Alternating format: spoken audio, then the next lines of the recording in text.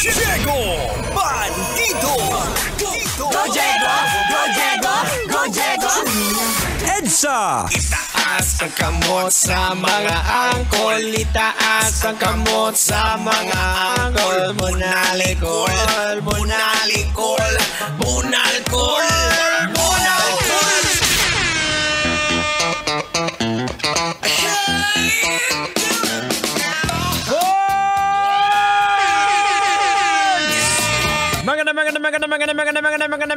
Maganda. Naiihi ako.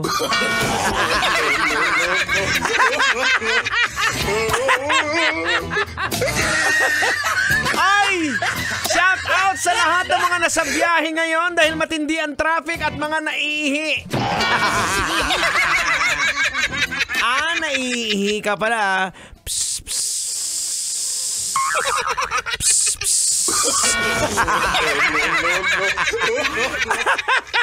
Oras natin mga kabisyon sa buong Apollo. We got 30 minutes after 8 o'clock in the evening and you are still locked in right here on Metro's #1. This is 90.7 Love Radio. We are broadcasting live across City by the Bay. At syempre, puputok na ba? Sabi ni Alberto Villamor, puputok na daw.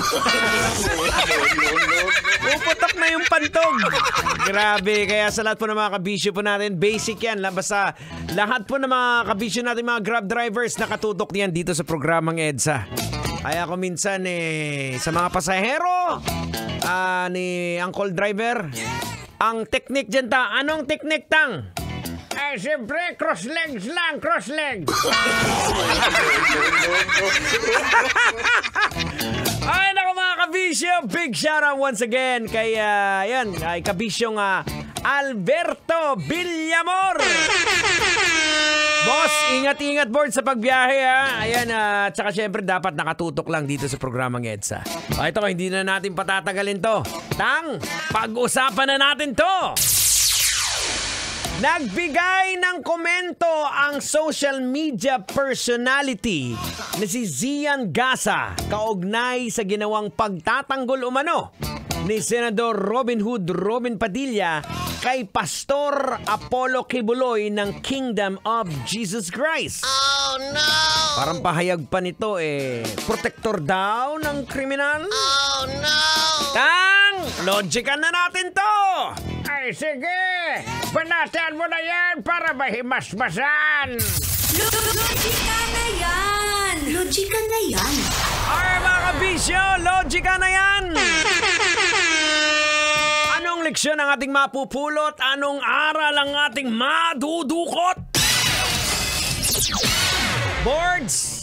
Ito yung basic na problema nating mga tao kadalasan Basic na problema pagdating sa kaisipan natin. Minsan, binibigyan natin ng halaga ang opinyon ng taong alam naman natin walang matinong ginawa. Di ba? Oh no! Di ba? So, parang sinasabi natin, alam naman natin yung taong marumi ang buhay. Bakit natin pahahalaga ng kanyang opinyon? Hindi ko po sinasabi na tama yung idol natin na si Robin Padilla. Wala akong binabanggit tol na si Senador Robin Hood Padilla ay tama. Grabe kayo tol Wala pa akong sinasabi na tama siya. Ang gusto ko pong logican po dito, mga kabisyo para malinaw lang, gusto ko pong logican dito, bakit may mga taong binibigyan po natin ng atensyon kahit yung taong ito ay mali ang gawain. O kumbaga, sabihin natin, walang kredibilidad. Bakit po?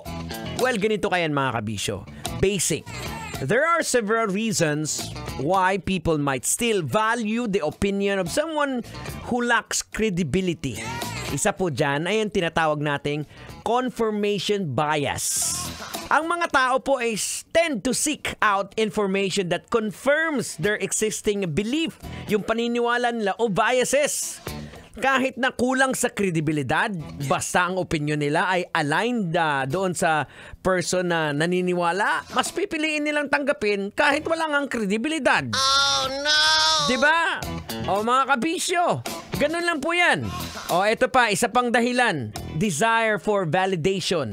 Karamihan po sa atin ay naghahanap po ng validation or approval mula po sa iba. kahit na yung source ay kulang sa credibility, ang opinion pa rin nila might still fulfill yung pangangailangan o need for validation. Halimbawa, na imarites sa'yo yung nang chismosan yung kapitbahay na nagngangalang Cecil. Diba? Na si kapitan ninyo may babae. Dahil may galit ka kay kapitan, pinaniwalaan mo kaagad yung minarites sa'yo na hindi naman totoo. Eto talagang si Cecil pahamak.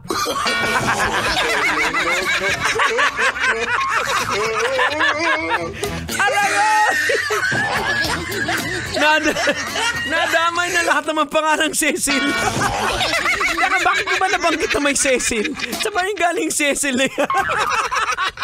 Sorry na, manong driver, kung yung pasahero mo nagngangalang Cecil. O siya, mga kabisyo, bilis ng oras, papaalam na tayo. Parang nabitin tuloy ako. Susunod na, Totoy Bato, up next. Well, ito po niyo bang lingkod, Diego Badido, na laging nagpapaalala. Whatever you do it all for the glory of God. Kailangan pa bang i-memorize yan? Love Radio. Basic!